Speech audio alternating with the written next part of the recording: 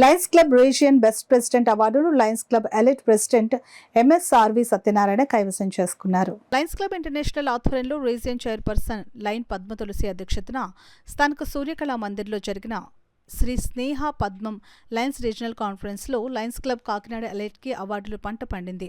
ఈ కార్యక్రమంలో రీజియన్ 2కి చెందిన 16 క్లబ్బుల నుండి మరియు జిల్లాకు చెందిన వివిధ క్లబ్బుల నుండి 200 మంది పాల్గొనగా లయన్స్ క్లబ్ కాకినాడ ఎలైట్కి 9 అవార్డులు రావడం పట్ల హర్షం వ్యక్తమవుతోంది.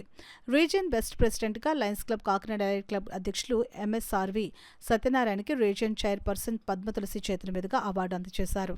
అంతేకాకుండా best club, best diabetes project, best side project, best permanent project, best health camps మొదలగు 9 అవార్డులు వచ్చాయి. కార్యక్రమానికి పూర్వపు గవర్నర్ బాదం బాలకృష్ణ ముఖ్య అతిథిగా విచ్చేయగా మరో పూర్వపు గవర్నర్ ముంజులూరి విశ్వేశ్వరరావు ప్రధాన వక్తగా మాట్లాడారు.